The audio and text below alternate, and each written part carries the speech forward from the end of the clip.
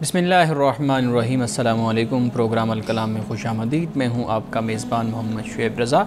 नाज़रीन ग्राम, प्रोग्राम के पहले हिस्सा में हम कुरान करीम की कुछ आयात को समझने की कोशिश करेंगे और दूसरे हिस्सा में अपने अहद के नुमाइंदा सियासी, समाजी, मज़हबी मौज़ूआत पर पैदा होने वाले सवालात के जवाबात एक नए नुक्ता नज़र से जानने की कोशिश करेंगे। हस्बे साबिक हमारे साथ शरीक गुफ्तगू हैं जनाब मोहम्मद अमानत रसूल साहब। अमानत साहब, बहुत शुक्रिया आपके वक्त का। मेरी मुआवनत के लिए मौजूद है जनाब यूनुस साहब। Thank you so much. अमानत साहब, हम बात कर रहे थे सूरतुल आराफ और सूरतुल आराफ में हमने बात कर ली थी कि अब मूसा अलैहिस्सलाम और हारून अलैहिस्सलाम का मुकालमा हो रहा है और फिर कैसे हज़रत मूसा अलैहिस्सलाम अपने लिए और अपने भाई के लिए अल्लाह रब्बुल इज़्ज़त की बारगाह से रहम तलब कर रहे हैं। उससे आगे अपने गुफ्तगू का आगाज़ कीजिए। हमने इस बात को भी बयान किया था कि जिन लोगों ने इजल को माबूद बना लिया, बछड़े को, तो उन पर अल्लाह का हुक्म नाफिज हुआ, गज़ब उतरा, उनको सज़ा दी गई। अब इसके बाद फरमाया कि वलम्मा साकत अन मूसल गज़ब, और जब हज़रत मूसा अलैहिस्सलाम का गुस्सा उतर गया, थम गया, आख़ज़ल अलवाहा, तो हज़रत मूसा ने फिर अलवाह को ले लिया, अलवाह को, तख्तियों को ले लिया। अब हज़रत मूसा अलैहिस्सलाम ने चूँकि अलवाह को एक तरफ रख दिया था और हज़रत हारून से और जो कौम के सरदार थे, ज़िम्मेदार थे, उनसे गुफ्तगू की थी, तो अब इसके बाद फिर अलवाह को ले लिया। वफ़ी नुस्ख़तिहा, और जो उनमें लिखा हुआ था, उन अलवाह पे जो लिखा हुआ था, हमने ये पढ़ा था कि 10 कमांडमेंट्स यानी 10 अहकाम उतरे थे, उसमें लिखे हुए थे। अब ये फरमाया कि उनमें जो लिखा हुआ था उसमें हिदायत और रहमत थी। हुदम व रहमतुल लिल्लज़ीना हुम लिरब्बिहिम यरहबून, उन लोगों के लिए जो अपने रब से डरते हैं, जो रहब अपने रब से जो डरते हैं, उनके लिए उसमें हिदायत भी और रहमत भी है। वाज़ेह बात है कि अल्लाह सुब्हानहू व तआला की ज़ात का एहसास ये जिसके अंदर होगा, शऊर बंदगी जिसके अंदर होगा, अल्लाह की ज़ात की कॉन्शियसनेस जिसको हम कहते हैं, वही शख्स दर हकीकत हिदायत और रहमत को इख्तियार करता है। तो यहाँ पर इसी बात को बयान कर दिया। कुरान मजीद लोगों के लिए भी हिदायत है, तौरात भी लोगों के लिए हिदायत है, इंजील भी लोगों के लिए हिदायत है, रहमत है। कुरान मजीद ने बशारत भी कहा कि ये बशारत भी है, लेकिन है किन के लिए? वो जो तलब करने वाले हैं, जो मांगने वाले हैं और जो चाहते हैं। और जो नहीं चाहता तो उसको कोई ज़बरदस्ती तो कुछ भी नहीं दिया जा सकता ना। यहाँ पर इस बात को वाज़ेह फरमाया। अब इसके बाद फरमाया वख्तारा मूसा कौमहु सबईना रजुलन लिमीक़ातिना, मूसा अलैहिस्सलाम ने अपनी कौम में से 70 आदमी चुने हमारे किए हुए वक्त के लिए, यानी जो अल्लाह ने वक्त मुकर्रर किया उसके लिए 70 लोगों को चुना। 70 की तादाद यानी इससे मुराद ये कि जो भी उस वक़्त नुमायाँ लोग थे, जो सरदार थे, ज़िम्मेदार थे, नुमाइंदा थे, उनको हज़रत मूसा अलैहिस्सलाम ने ले लिया। फ़लम्मा अख़ज़तहुम रजफ़तु, तो फिर अल्लाह सुब्हानहू व तआला ने फरमाया कि जब उनको ज़लज़ले ने आ पकड़ा, क़ाल रब्बि लौ शिअता अहलक्तहुम मिन क़ब्लु व इय्याया, तो हज़रत मूसा अलैहिस्सलाम ने अर्ज़ की कि ए मेरे रब, अगर तू चाहता तो पहले ही तू इनको हलाक कर देता और मुझको भी। तो अब तेरे पास हम आए हैं।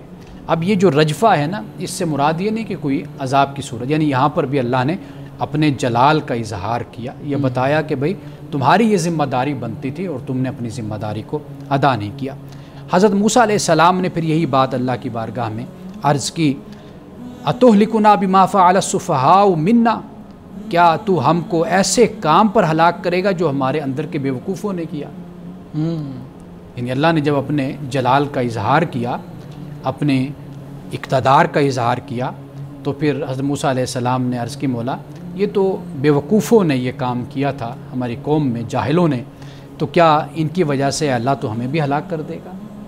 अब इसके बाद फरमाया कि इन ही इल्ला फ़ितनतुक, अल्लाह ने फरमाया कि ये सब तेरी आज़माइश है।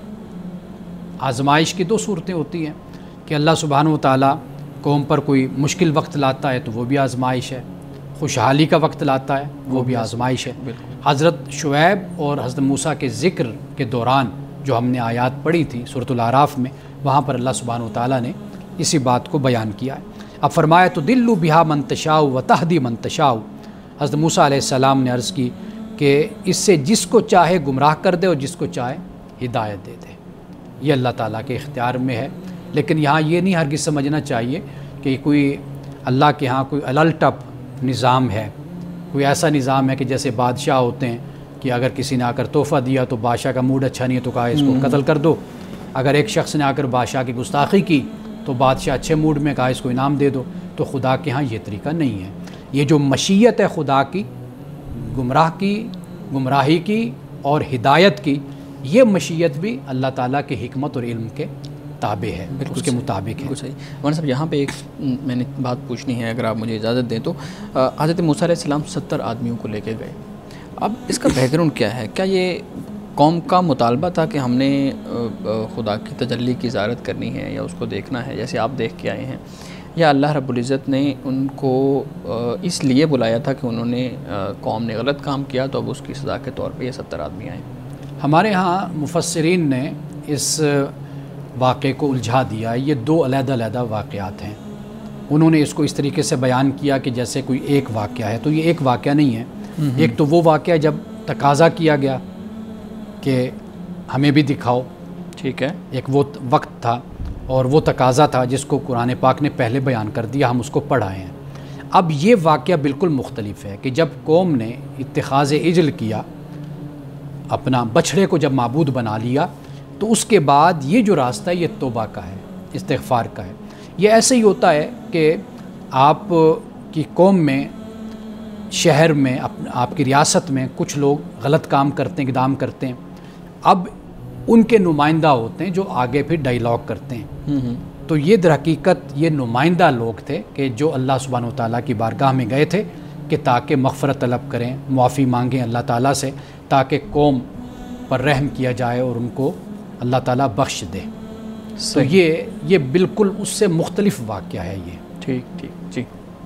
اب اس کے بعد اس آیت کا اختتام ہوتا ہے آیت نمبر 155 کا، فرمایا کہ انت ولینا، کہ تو ہمارا ولی ہے، دوست ہے، ہاتھ کو تھامنے والا ہے ہمارے، فاغفر لنا ورحمنا، کہ تو ہمیں معاف کر دے، مغفرت کر دے ہماری، ورحمنا، اور تو ہم پر رحم فرما، وانت خیر الغافرین، تو سب سے بہتر بخشنے والا اور تو معاف کرنے والا ہے۔ یہاں پر آیت نمبر 155 ختم ہو جاتی ہے۔ صحیح۔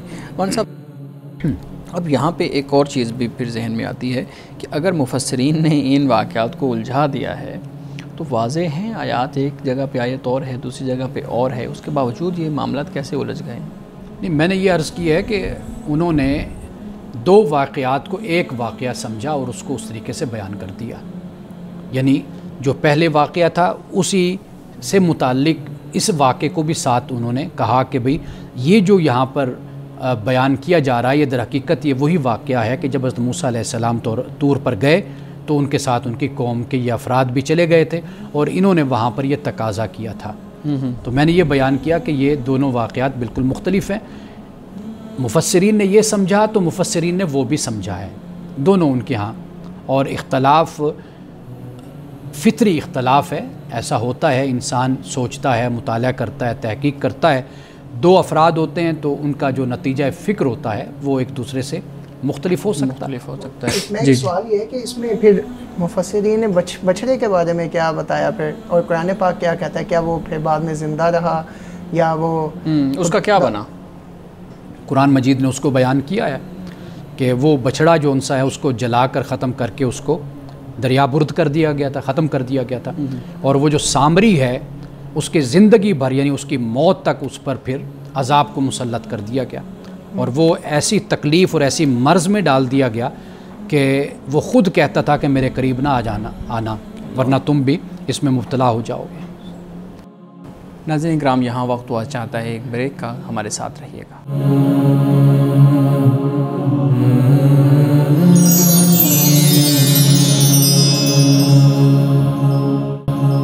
ویلکم بیک ناظرین۔ امان صاحب بہت شکریہ، آپ سورۃ الاعراف میں ان آیات کو بیان کر رہے تھے جو ان میں حضرت موسیٰ علیہ السلام کے ساتھ 70 آدمی کوہ طور پہ گئے۔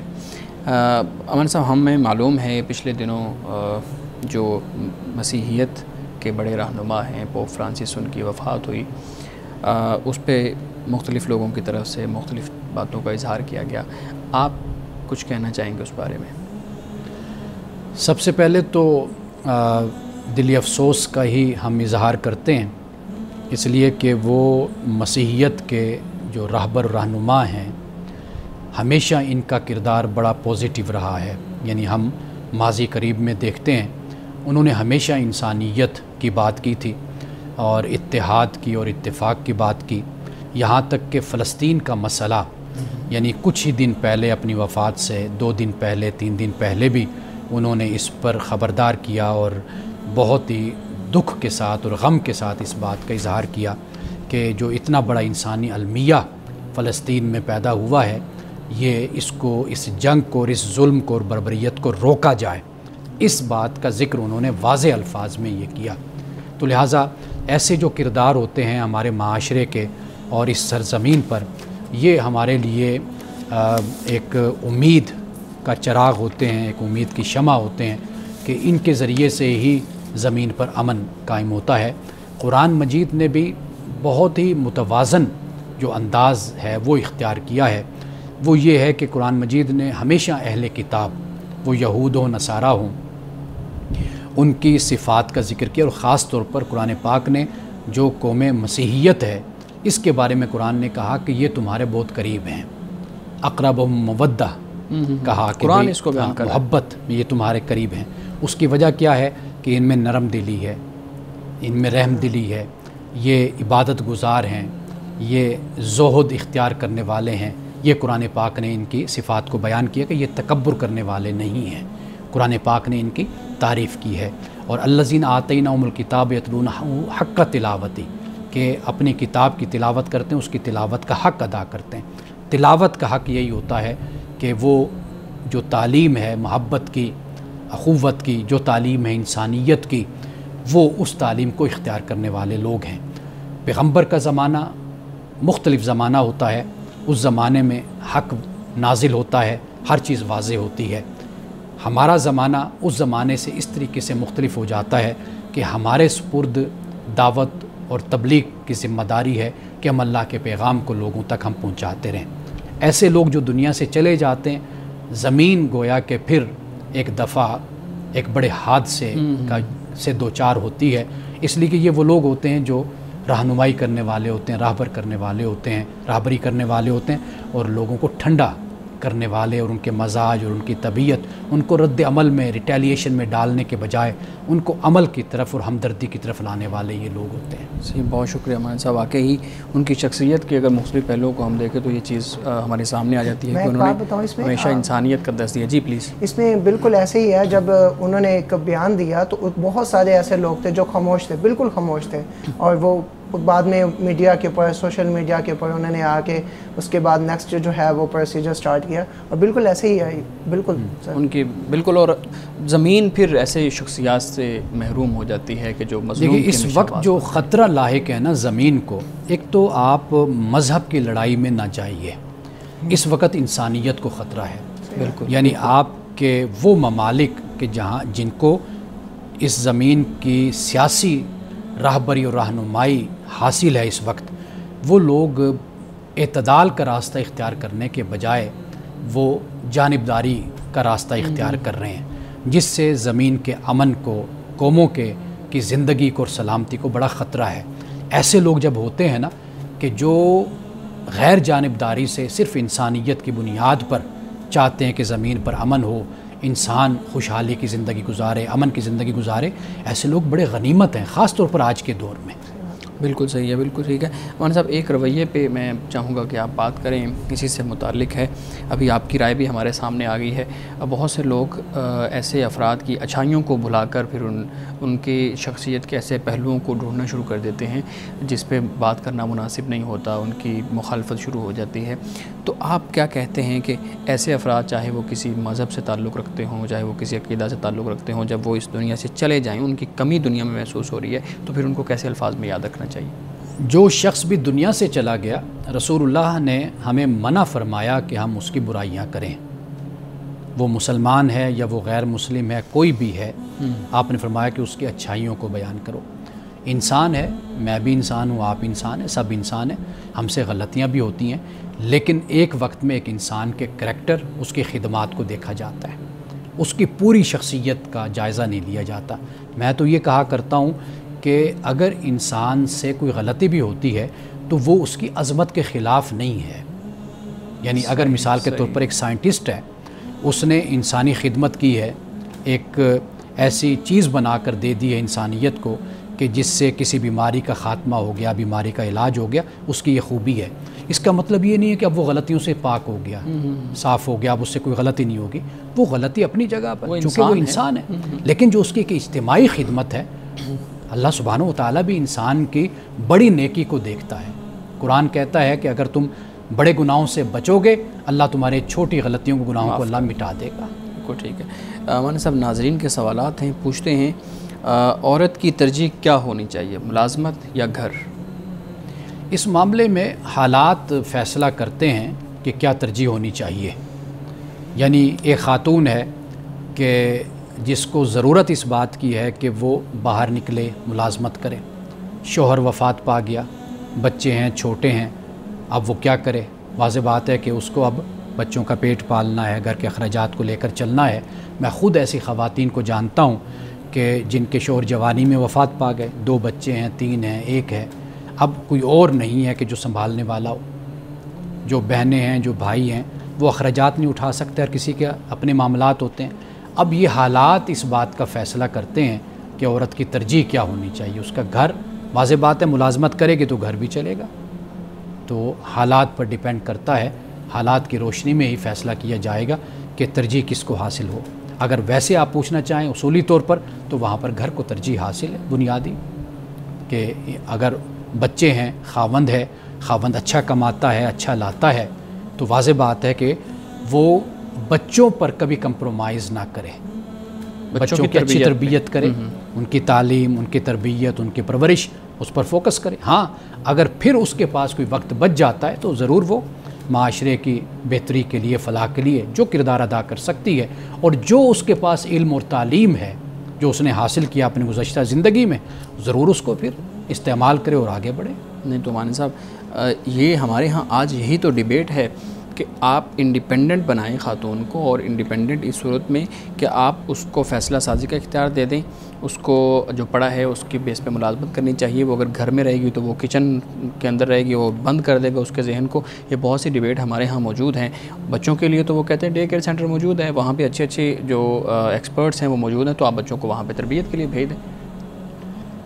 میں باہر یورپ میں بھی رہ کر آیا ہوں، میں نے حالات دیکھے ہیں، میاں بھی کام کرتا ہے، بیوی بھی کام کرتی ہے، اور بچوں کا جو معاملہ ہوتا ہے وہ میں نے سارا کچھ اپنی آنکھوں سے دیکھا ہے۔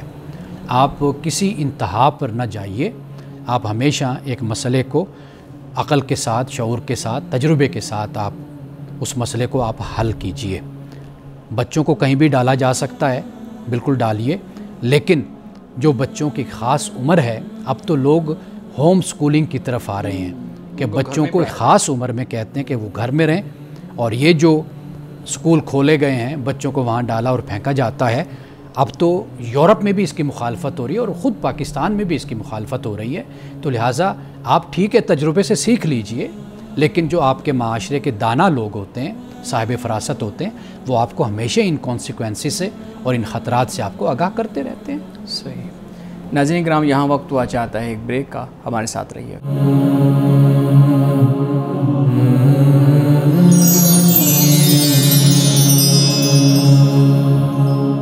پروگرام میں ایک دفعہ پھر خوش آمدید۔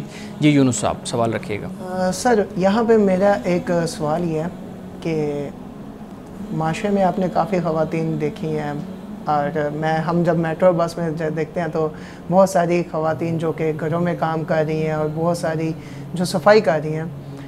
ہر کسی کے اپنے الفاظ ہوتے ہیں ان کے بارے میں، کچھ تو محلوں میں، کچھ رشتہ داروں میں، اور کچھ عام لوگوں کے، تو کچھ پازیٹیو ہوتے ہیں، بہت زیادہ نیگیٹو ہوتے ہیں۔ اس کے بارے میں اسلام اور قرآن پاک میں کیا جو ہدایات ملتی ہیں؟ معاشرے کی تربیت کی ضرورت ہوتی ہے۔ خواتین کو ان کے سرگرمیوں سے اور ان کی ایکٹیویٹیز سے منع نہیں کیا جا سکتا۔ یہ عورت ہو، مرد ہو، بچہ ہو، سب کا یہ بنیادی حق ہے آپ جانتے ہیں نقل و حرکت یہ انسان کا حق ہے کہ وہ سفر کرے، وہ جائے، جو کام کرنا چاہتا ہے وہ کام کرے، تعلیم لینا چاہتا ہے تعلیم لے، کسی کو بھی کسی طریقے سے پابند کسی چیز کا نہیں کیا جا سکتا۔ عورتوں کو یہ سمجھنا کہ گھروں میں بند کر دیا جائے یہ ان کی آزادی کے خلاف ہے اور بنیادی حق کے یہ خلاف ہے۔ تو لہٰذا معاشرے کی تربیت کی ضرورت ہے۔ عورتیں دیگر معاشروں میں بھی کام کر رہی ہیں، جا رہی ہیں، ان کو کوئی نہیں گھورتا۔ ایسے معاشرے بھی ہیں کہ جو مسلمانوں کے معاشرے نہیں ہیں، مسلم معاشرے نہیں، مسلم حکومتیں، مسلم ریاستیں نہیں، لیکن کوئی بھی نظر اٹھا کر عورتوں کی طرف نہیں دیکھتا۔ تو یہ بنیادی طور پر جو خرابی ہے یہ ہمارے اپنے سماج کی ہے۔ تو ہمیں چاہیے کہ ہم اپنی اصلاح کریں، بجائے اس کے کہ لوگوں کو اپنی عورتوں کو گھروں میں پابند کریں، بند کر دیں۔ اس سے کہیں زیادہ ہماری ذمہ داری یہ بنتی ہے کہ جو ایسی حرکتیں کریں، آپ قرآن پڑھ لیجئے، آپ حدیث کا مطالعہ کر لیجئے، اللہ نے، اللہ کے رسول نے ایسے لوگوں کو سخت سے سخت ترین سزا دینے کا حکم دیا ہے کہ ان کو سزا دو، یہ نہیں کہا کہ عورتوں کو گھر میں بند کر دو۔ تو لہٰذا عورتوں کے لیے بھی ان کے لباس اس حوالے سے اللہ نے احکام بیان کیے ہیں، اس میں کوئی شک نہیں ہے، لیکن بالکل عورتوں کو گھر میں بند کر دینا اس خطرے سے، تو اس کی اجازت بالکل نہیں ہے۔ اچھا، میرا ایک سوال یہ ہے، ہم جب بائکرز کمیونٹی جب نکلتے ہیں تو ہمارا یہ ہوتا ہے کہ ہم نماز کے لیے رکتے ہیں، 30-40 لوگ ہو جاتے ہیں تو 20 لوگ کہتے ہیں ہم نے نماز پڑھنی ہے، تو آگے ہم جب پہنچتے ہیں تو وہ کسی اہل حدیث یا فار ایگزامپل کسی اہل تشیع یا کسی اور مسئلہ کی، بالکل وہاں پہ مسجد ہوتی ہے، تو 20 لوگوں میں سے 10 لوگ وہاں آتے ہیں نماز پڑھنے، باقی 10 رک جاتے ہیں۔ تو اس کے بارے میں آپ کائنڈلی رہنمائی فرمائیں کہ ہم کیا کسی اور مسجد میں نماز نہیں پڑھ سکتے؟ ہم تو باقاعدہ خود بلکہ انکریج کرتے ہیں آپ کائنڈلی اس کو مسئلہ کو نہ دیکھیں، لیکن بہت سارے لوگ ایسے ہوتے ہیں جو کہ ہم شاید ہمارے پاس وہ اتنا نالج نہیں ہے جو جس سے ان کو گائیڈ کر سکیں، تو اس لیے سوال آپ سے ہے۔ نماز صرف اللہ کے لیے ہوتی ہے اور مسجد صرف اللہ کا گھر ہے، یہ کسی مسلک کا نہیں ہے، کسی مسلک کی مسجد نہیں ہے، مسجد صرف اللہ کی ہوتی ہے۔ تو لہٰذا اس تفریق میں پڑھنے کے بجائے ہمیں جہاں پر بھی جگہ ملے ہمیں نماز پڑھنی چاہیے، جو بھی مسجد ہو، یہاں تک کہ چرچ بھی ہو تو وہاں پر بھی آپ نماز ادا کر سکتے ہیں، تو اس کی کوئی پابندی نہیں ہے۔ صحیح۔ مولانا صاحب ایک اور چیز اس میں پوچھنا چاہوں گا، اگر آپ کی بات کمپلیٹ ہو گیا تو جو بائکر ہیں عام طور پہ سفر پہ جاتے ہیں اور بائک چلاتے ہیں، وہ دیکھتے ہیں کہ راستے میں بہت سی جگہ ایسی آتی ہیں جہاں پہ نماز کا وقت ہو گیا ہے اور پانی وہاں پہ موجود نہیں ہے۔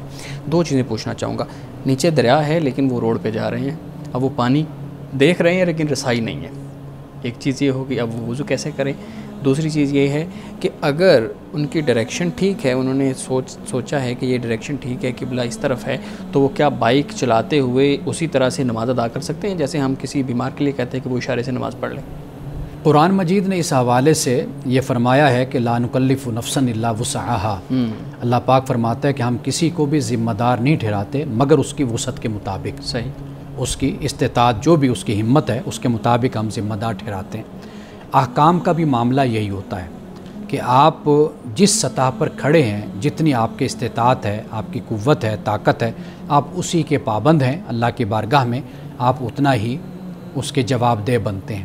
اسی طرح جب آپ بائک چلا رہے ہیں اور آپ پہاڑوں پہ ہیں، ایسے سفر پر ہیں کہ جہاں پہ پانی کا بھی مسئلہ ہے، جہاں پہ دیگر مسائل بھی ہیں، آپ صرف اس بات کے پابند ہیں کہ آپ اللہ کی بارگاہ میں جس حالت میں بھی آپ جھک جائیں، نماز آپ ادا کر لیں، تو یہ آپ اس کے ذمہ دار بس ہیں۔ جتنی وسعت اور جتنی طاقت اور جتنی استطاعت آپ کے پاس ہے آپ اسی کے پابند ہیں۔ مثلا آپ گھر پہ ہیں تو واضح بات ہے کہ پھر آپ پر یہ بھی لازم ہو جاتا ہے کہ آپ وضو کریں، آپ پر یہ بھی لازم ہو جاتا ہے کہ پھر آپ کھڑے ہو کر پورا اہتمام کر کے آپ نماز ادا کریں۔ اب امن کی حالت ہے، اسی طرح جب خوف کی حالت ہے، جنگ کی حالت ہے، یا سفر ایسا ہے کہ جس میں یہ ساری سہولتیں آپ کو میسر نہیں ہیں، آپ منیمم ایٹ لیسٹ جس حالت پر ہیں تو آپ پر لازم ہے کہ آپ فرض ادا کر لیجئے۔ صحیح صحیح۔ مولانا صاحب یہ بتائیے گا، ہمارے ناظرین کی طرف سے سوال ہے کہ رشوت دینے والا اور لینے والا دونوں آگ میں ہیں، اور رشوت لینے والا تو چلو آگ میں ہے، دینے والا کیسے آگ میں ہے؟ وہ تو اپنی مجبوری کی وجہ سے دے رہا ہے۔ قرآن مجید نے اس بات کو اس طریقے سے بیان کیا ہے کہ بھئی کہ دینے والا جب دیتا ہے نا اس کا مقصود یہ ہوتا ہے کہ میں تعلقات آگے بڑھاؤں، اس کا مقصود یہ ہوتا ہے کہ میں دوسرے کا حق ماروں، یعنی وہ اس کا حقدار نہیں ہے، ڈیزرو نہیں کرتا، لیکن پھر وہ حق مارتا ہے۔ یعنی ہم نے یہ دیکھا ہے یونیورسٹیز میں کہ ایک شخص ہے کہ وہ ایک بچہ ہے، وہ کسی ایسے بندے کا بیٹا ہے کہ جو بڑا سورسفل ہے، بڑے ذرائع وسائل اس کے ہاتھ میں ہیں، اس کے تعلقات ہیں۔ اب ایک لائق بچہ محروم ہو جاتا ہے اس چیز سے، اس جگہ سے، اس داخلے سے، اور وہ نالائق بچہ اس کی جگہ آ جاتا ہے۔ یہ میں آپ کو آبزرویشن اپنے تجربے کی میں بات کر رہا ہوں، ٹھیک ہے، کہ ایسے بچے کہ جو ڈیزرو نہیں کرتے تھے، وہ صرف اپنے باپ کی بنیاد پر کہ مالی وسائل اس کے پاس ہیں، کوئی عہدہ ہے، پاور کی بنیاد پر، یہ وہ چیز ہے جس کو رسول اللہ نے فرمایا راشی والمرتشی کلاہما فی النار، کہ ایسا شخص کہ جو رشوت دے رہا ہے ناجائز طریقے سے اور غلط طریقے سے دوسرے کا حق مار رہا ہے، پیسہ خرچ کر رہا ہے، تو فرمایا کہ یہ شخص بھی جہنمی ہے۔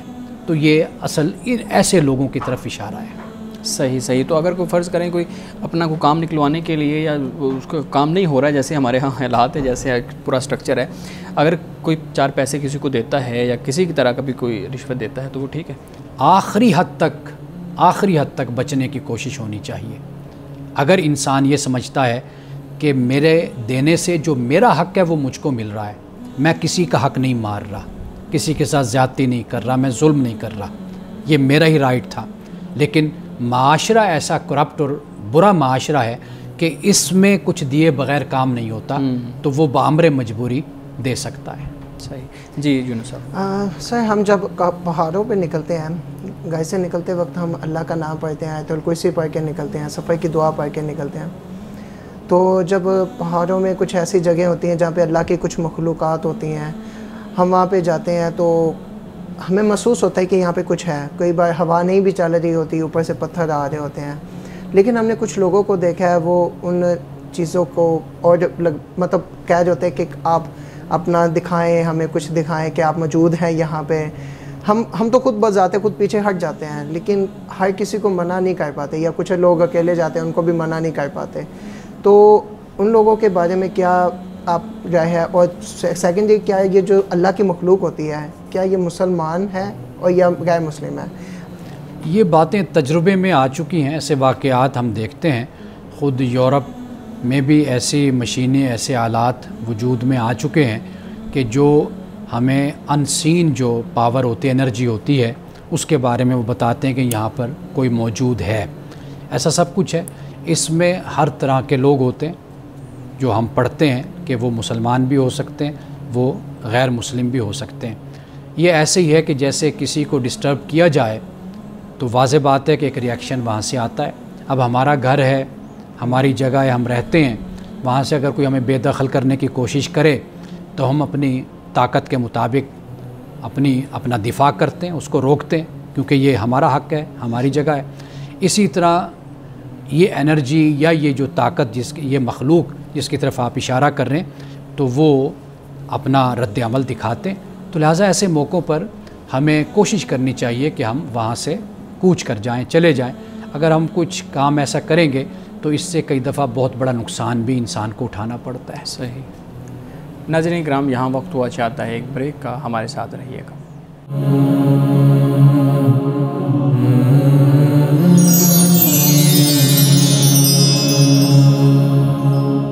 پروگرام میں ایک دفعہ پھر خوش آمدید۔ امان صاحب سوال پوچھتے ہیں کہ کیا بیوی کو اپنی ملازمت اور تعلیم کے لیے خاوند کی اجازت ضروری ہے؟ دیکھیے، اگر اس طریقے سے بات کی جائے نا کہ اجازت ضروری ہے یا نہیں ہے، تو مسئلہ پھر واضح نہیں ہوتا۔ ہم کسی ایک پوزیشن میں جا کر کھڑے ہو جاتے ہیں اور ایک انتہا پر۔ ہمارے ہاں ایسے مسائل پر 2 گروہ بن جاتے ہیں معاشرے میں۔ ایک کہتا ہے جی خاوند کون ہوتا ہے؟ عورت کو پابند کرنے والا۔ اس کو کس نے اس چیز کا اختیار دیا ہے کہ بھئی یہ اس کو پابند کرے کہ بھئی آپ نہیں جا سکتے، گھر سے باہر نہیں نکل سکتی؟ ایک یہ۔ دوسرا جو طبقہ ہوتا ہے وہ کہتا ہے کہ جی عورت ہر صورت میں گھر میں کنفائن رہے، بند رہے، مرد کا یہ حق ہے خاوند کا، اس کو بند کر سکتا ہے، رکھ سکتا ہے۔ یہ دونوں انتہائی ہیں. گھر ہے، دونوں کی کشتی ہے وہ. صحیح. اگر ایک غلط فیصلہ کرے گا گھر ڈوبے گا، کشتی ڈوبے گی، دوسرا بھی ساتھ ڈوبے گا. کبھی ایسا نہیں ہوتا کہ بیوی کا کوئی انتہائی فیصلہ ہو تو وہ خوش ہو جائے یا خوش رہ جائے، یا خامند کوئی غلط فیصلہ یا انتہائی فیصلہ اٹھائے تو وہ خوش رہ جائے. یہ کبھی نہیں ہوتا. ان معاملات میں ہمیشہ دونوں کو آپس میں طے کرنا چاہیے، مشورہ کرنا چاہیے، آپس میں بیٹھ کے بات کرنی چاہیے. مثال کے طور پر اگر خامند یہ چاہتا ہے کہ بھئی میری جو تنخواہ ہے اس میں گزر اوقات کم ہے، یا اس طرح کے مسائل ہیں، بیوی کا ساتھ کردار ادا کرنا ضروری ہے، یا بیوی کا خامند کا شعبہ ایسا ہے کہ جس میں وہ چاہتا ہے کہ میری بیوی بھی میرے ساتھ شامل ہو جائے، بزنس ہوتا ہے یا دیگر ایکٹیویٹیز ہوتی ہیں ان میں شامل کر لیتا ہے. یہ آپس میں مشورے کے ساتھ یہ چیزیں چلنی ہوتی ہیں.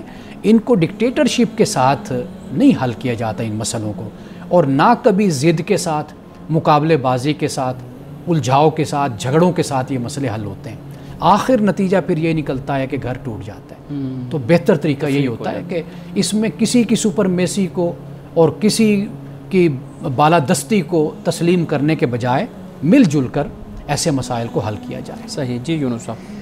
سر کچھ سال پہلے ہمیں ایک خبر ملی تھی جس میں بہت سارے لوگوں کی جو ہے ڈیتھ ہو گئی تھی آن دا روڈ، اور وہاں کے جو مقامی لوگ تھے اور ایز اے مسلمان تھے، تو ان لوگوں نے ان کو گھروں میں پناہ نہیں دی تھی. تو ان کو معلوم تھا کہ اگر یہ باہر سردی میں رہیں گے تو ان کی موت ہو جائے گی. تو رات اس میں بچے بھی شامل تھے، بزرگ بھی تھے اور کافی لوگ تھے. ایز اے مسلم ہمیں کسی کو اپنے گھر میں مہمان کے طور پہ، ہمیں معلوم ہے اس کی مجبوری کا ہم اندازہ ہے، تو اس یعنی وہ ہمارے دین سے تعلق نہیں رکھتا. یہ بالکل ٹھیک ہے. صحیح. سب سے بڑی اہمیت جو ہے نا اسلام میں وہ جان کی اہمیت ہے. کوئی بھی شخص ہے، آپ نے اس سے یہ نہیں پوچھنا کہ تیرا مذہب کیا ہے. نہ بھوکے سے پوچھئے، نہ پیاسے سے پوچھئے، نہ ننگے انسان سے، بے لباس انسان سے پوچھئے، اور نہ بے گھر انسان سے پوچھئے. کوئی مذہب نہیں. بنیادی چیز کیا ہے؟ وہ انسان ہے، وہ ایک جان ہے. اسلام ہمیں اس بات کی تعلیم دیتے ہیں. دیکھیے فرمایا من قتل نفسا بغیر نفس او فساد فی الارض فکانما قتل الناس جمیعا. یہاں پر نفس کا لفظ استعمال ہوا ہے کہ کسی جان کو بھی اگر قتل کیا تو گویا کہ اس نے انسانیت کا قتل کیا. ومن احیاھا فکانما احیا الناس جمیعا، کہ جس نے ایک انسان کو زندگی دی. یہاں یہ نہیں فرمایا کہ مومن کو زندگی دی، کسی نے ایک انسان کو زندگی تو دی، فرمایا کہ اس نے گویا کہ ساری انسانیت کو زندگی دی. یہ ہے مسلمان نے نفس کی بات کی، انسانی جان کی بات کی ہے. تو لہٰذا اسلام میں اس بات کی اہمیت ہے. دیکھیے وہ تو پھر بھی انسان ہے نا. آپ کسی جانور کو بھی دیکھتے ہیں نا. رسول اللہ صلی اللہ علیہ وسلم نے ایک کتیا راستے میں سو رہی تھی، آپ نے ایک صحابی کی ڈیوٹی لگا دی کہ یہاں پر کھڑے ہو جاؤ، اور جو یہ لشکر گزر رہا ہے اس کو کہو کہ اس کو اٹھانا نہیں ہے، اس کو تنگ نہیں کرنا، راستہ بدل کر گزرو. تو راستہ بدل کر گزارا گیا اور وہ کتیا وہیں پر سوئی رہی. اسلام میں یہ اہمیت ہے. تو لہٰذا آپ انسان کی بات کر رہے ہیں، میں تو یہ کہہ رہا ہوں کہ اسلام تو ہمیں جانوروں، حیوانات، ان کے بارے میں یہ تعلیم دیتا ہے. ایک اور مولانا صاحب اس طرح کی روایت ہمارے سامنے آتی ہے نا کہ اصحاب رسول نے وہ کسی چڑیا کے پرندے کے بچوں کو اٹھا لیا، تو پھر رسول اللہ علیہ وسلم نے ان کو حکم دیا کہ اس کے بچوں کو واپس کیا جائے کیونکہ یہ شکایت لگا رہی ہے. یہ مستند حدیث ہے. فاختہ تھی، اس کے بچے تھے، انڈے تھے بلکہ، وہ اٹھا لیے. میں چاہوں گا کہ آپ اس کو بیان کرتے ہیں ہمارے ناظرین کے لیے. یہ حدیث اس طرح ہے کہ صحابہ بیان کرتے ہیں کہ سفر پر تھے، تو سفر میں دیکھا کہ فاختہ جو ہے وہ اڑ رہی ہے، بڑی بے چین مضطرب ہے. تو رسول اللہ نے فرمایا کہ ایسا کیوں ہے؟ چونکہ وہ صحابی کپڑے میں یا ٹوپی میں چھپا کر انڈے اپنے پاس لائے ہوئے تھے. تو وہاں پر جب فاختہ اڑنے لگی تو رسول اللہ نے فرمایا ایسا کیوں ہے؟ تو انہوں نے عرض کیا رسول اللہ میں نے اس کے انڈے جو ہیں وہ چھپا لیے. تو آپ نے فرمایا کہ تم نے ایک ماں کو تکلیف دی ہے، اذیت دی ہے. تو فرمایا کہ جہاں سے اس کے انڈے اٹھائے ہیں وہاں جا کر واپس اس کے انڈے رکھ کر آؤ. تو یہ رسول اللہ نے تعلیم فرمائی ہے ہمیں. ان سب آج کی حدیث مبارکہ بیان کیجیے گا. آج کی حدیث ہے، آپ نے فرمایا کہ اقرب ما یکون العبد من ربی وهو ساجد. فرمایا کہ بندہ اپنے رب کے قریب سب سے زیادہ جس حالت میں ہوتا ہے وہ سجدے کی حالت ہے. قرآن بھی کہتا ہے وسجد وقترب، سجدہ کر اور اپنے رب کے قریب ہو جا. تو لہٰذا حالت سجدہ میں انسان اپنے رب کے بہت قریب ہوتا ہے، چونکہ یہ عاجزی کا کمال اور عاجزی کا عروج ہوتا ہے۔ من صاحب بہت شکریہ آپ کے وقت کا، آپ کی مطلع گفتگو کا۔ یونس صاحب بہت شکریہ۔ انشاءاللہ مزید ہم آپ کے سوالات کو ضرور ایڈریس کریں گے۔ ناظرین کرام، اس دعا کے ساتھ اپنے پروگرام کا اختتام کریں گے۔ اللہ رب العزت حسن کلام اور تاثیر کلام عطا فرمائے، ہماری زبان کی گروں کو کھول دے اور سننے والوں تک خیر کا پیغام پہنچے۔ اجازت دیجیے، خدا حافظ۔